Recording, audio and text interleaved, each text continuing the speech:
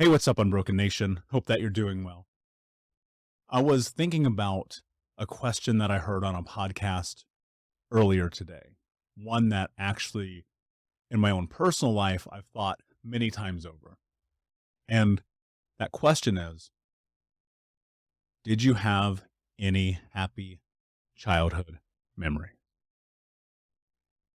And I thought about that question a lot. And actually, I thought about whether or not I even wanted to sit down and record this and share this with.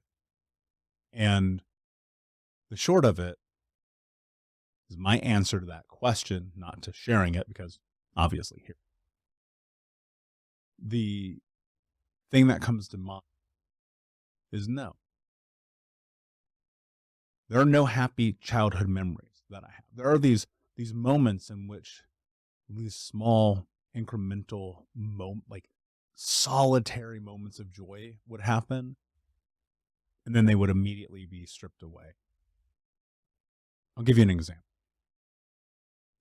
As a child, the thing that I always enjoyed the most were on these rare, occasional Saturday mornings in which my mother would go and turn on the old RCA record player. And this thing was gigantic. I mean, it's like 5 feet wide. It's heavy and wooden, and it weighs 2 million pounds, right? Especially if you're a child.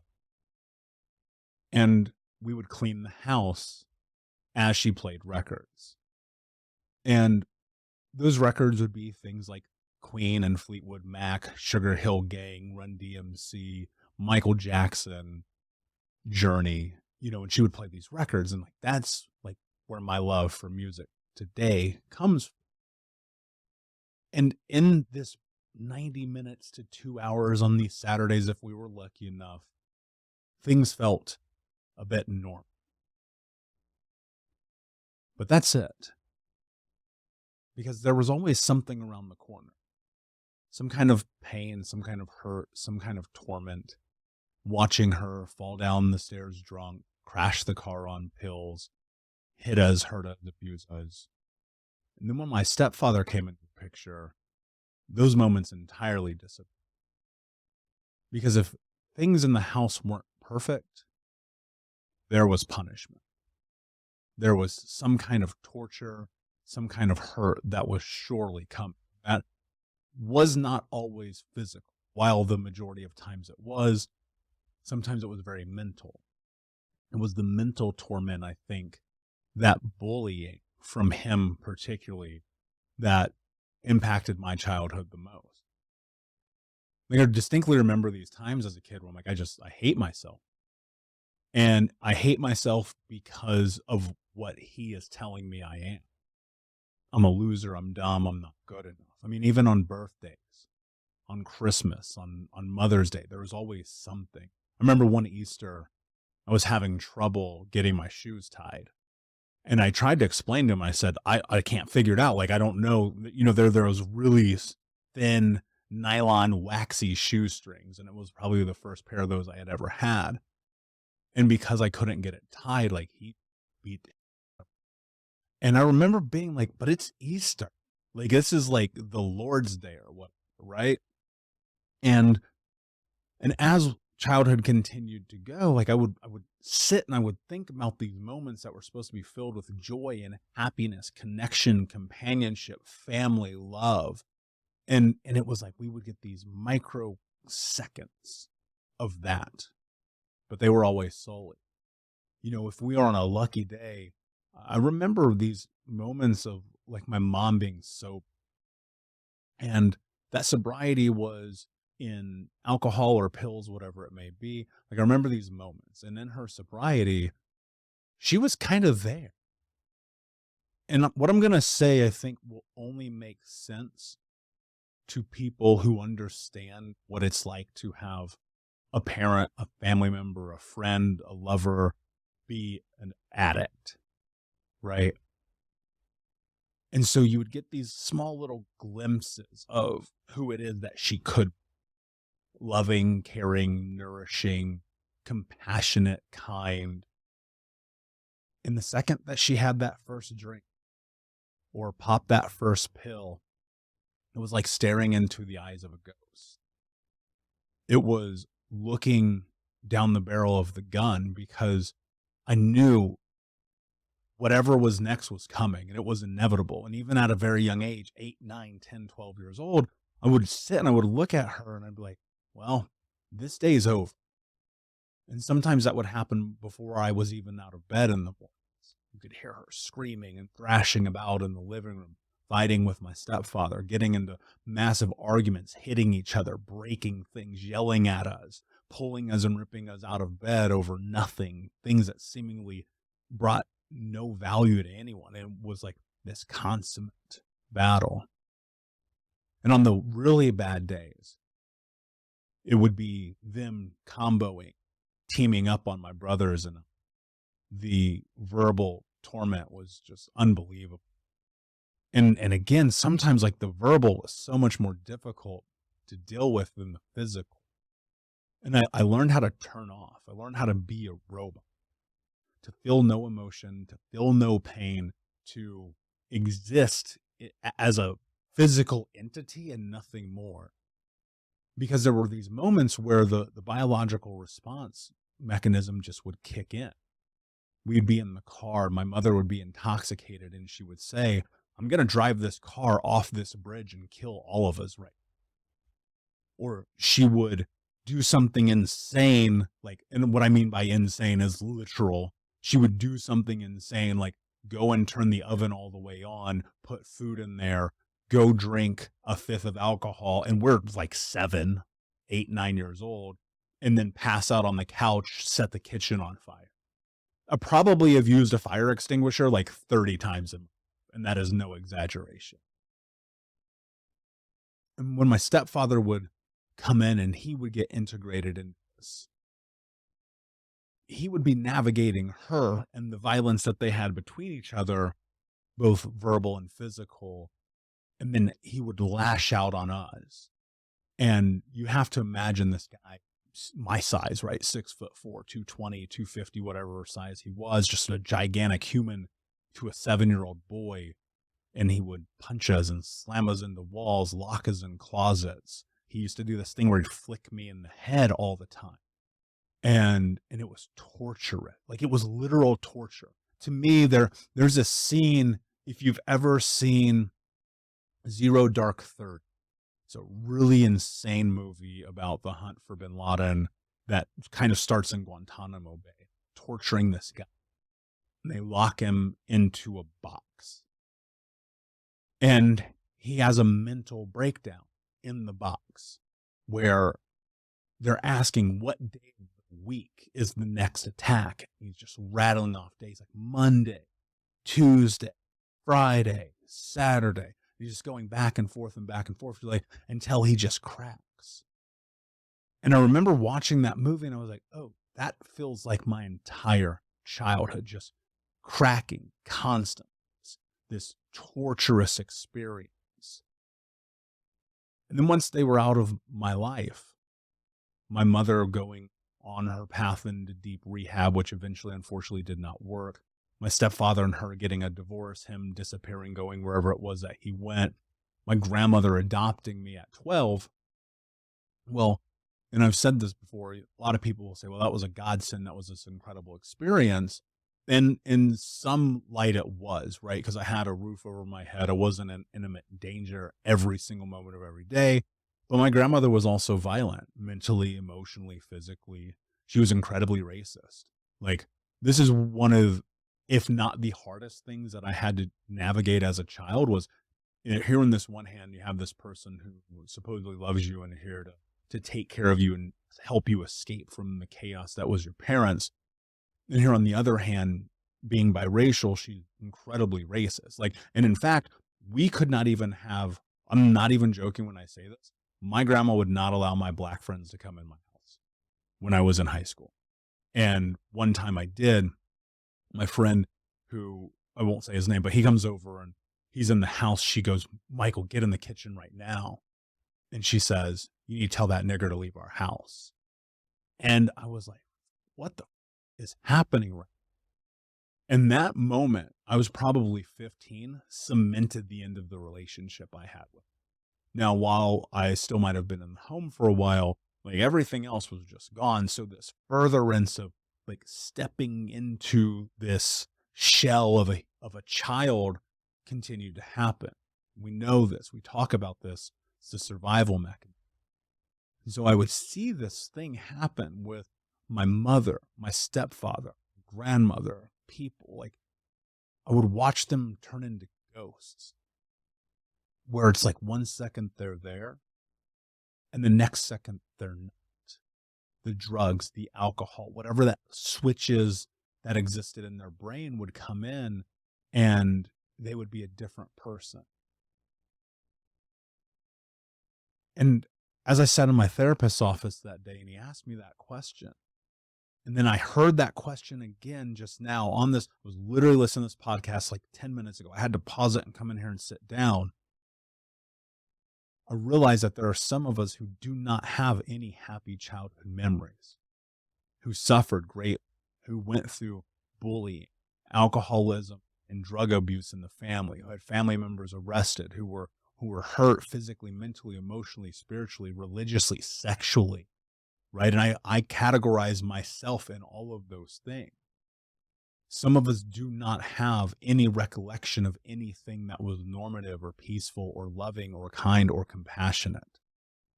And I include myself in that.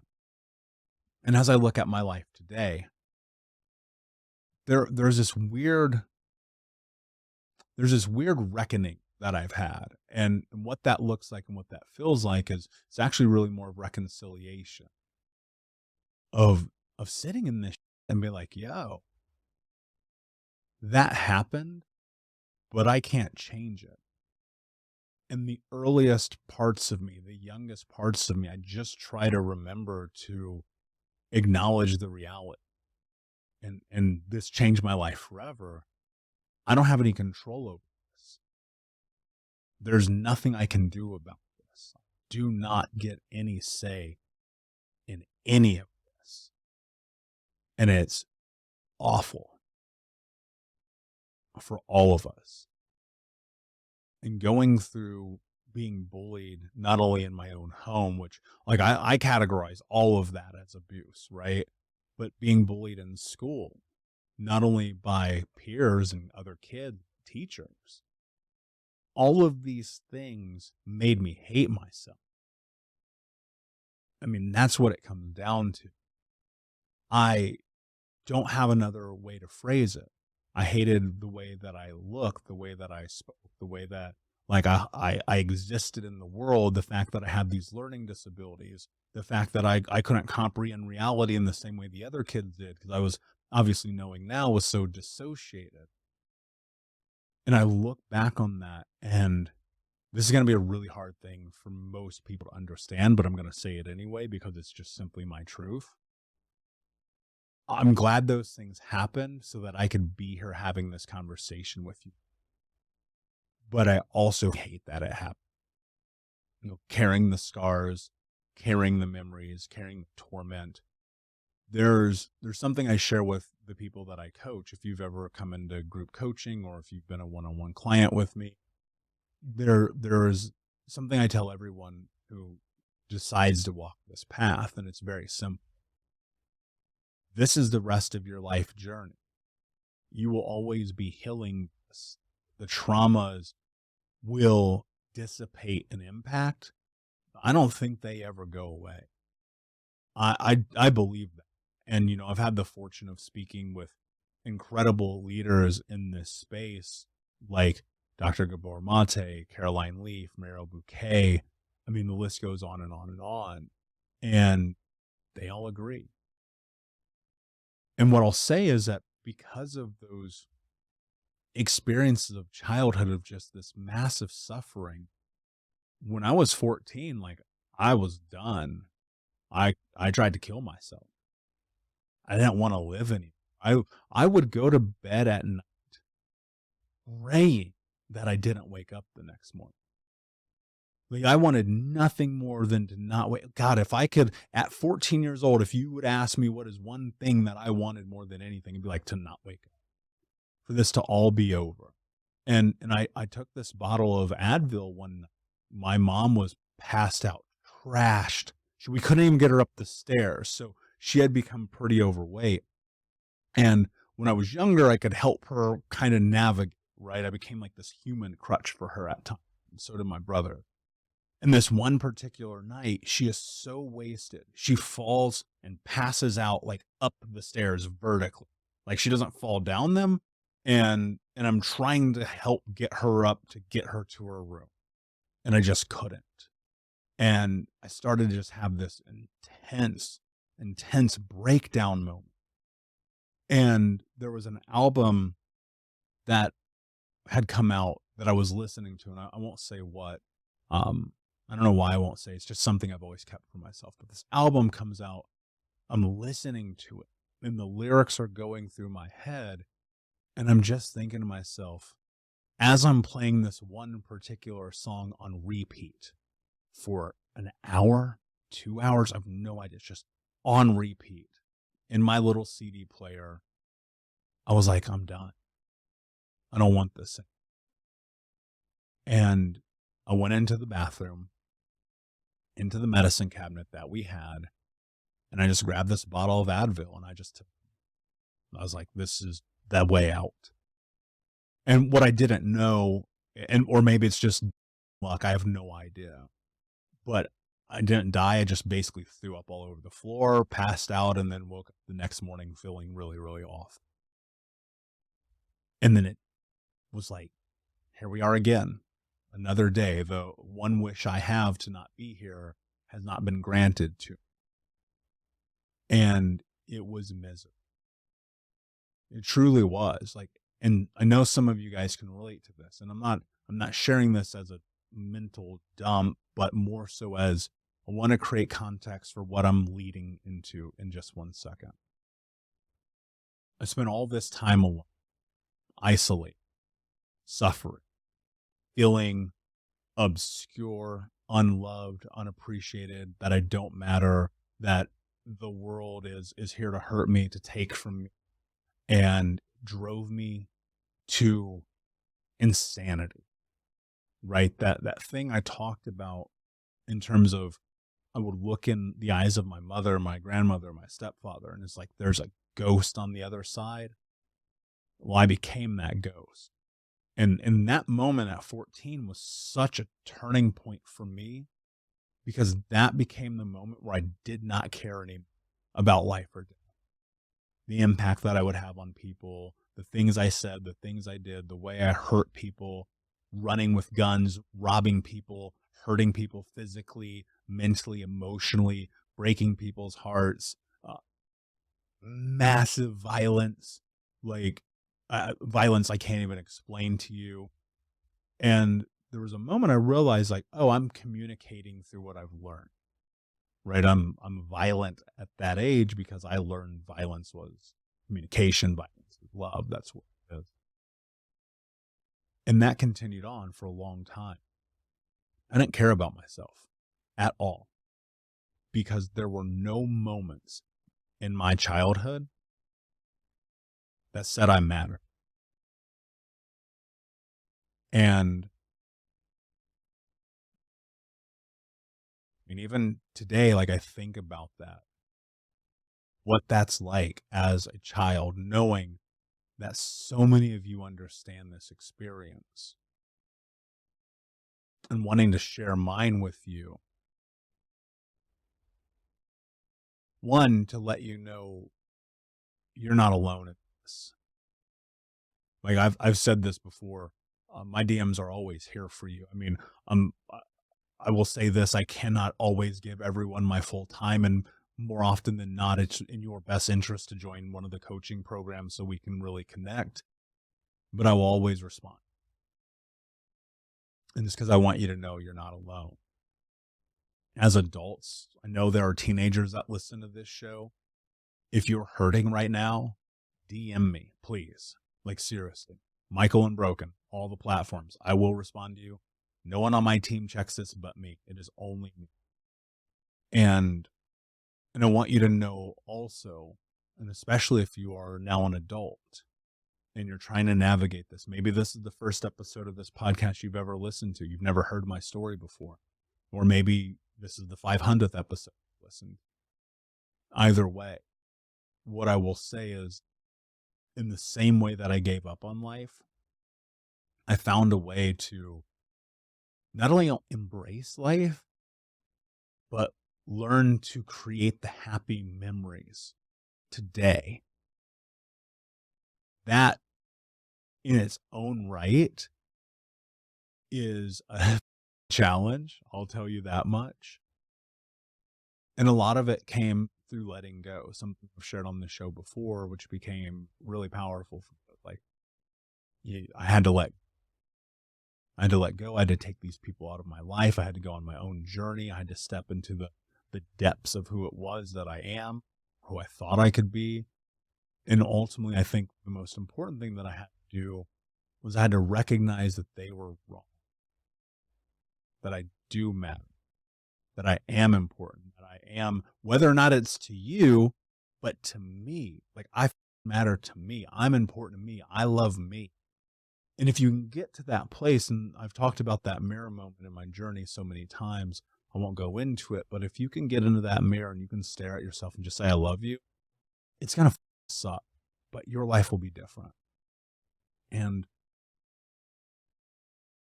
I want that for me and for you. And I want it for you, but I can't want it more than you want it for yourself. And all of those negative childhood memories, all of those experiences that you deserve, all the hurt, pain, the suffering, the moments that were stripped and sullied and taken away, I don't get those back. I can't do anything. And I could be tortured by it. Or I can heal it. And healing it isn't like there's no part of me ever that's not going to be not mad. I can't imagine a world in which I'm not going to feel some sort of emotion. But I've learned to control my emotional response, and in the way that it used to destroy me, literally just destroy me and send me down these spirals, I've realized, like, no, I can control this. I can be sad and I can cry, but I don't have to let it take me through a whole day, week, month, year. I can be happy, but not let that control me either. And it's like finding the stoic equilibrium, which has given me a lot of power and helped me take that power back. So as I listen to that, and I've sat in this, and I've shared this conversation with you, I just want you to know, like, there's more. Like, there's this whole other side of life. It's like, when you're at a restaurant and you see that room back there and all those people are in it, and sometimes you get in that room. That room might be contentment, happiness, joy, love, compassion. Right? Sometimes you can get in that room and you're looking at it. And if you're really paying attention, what you realize is there's actually another room in that room.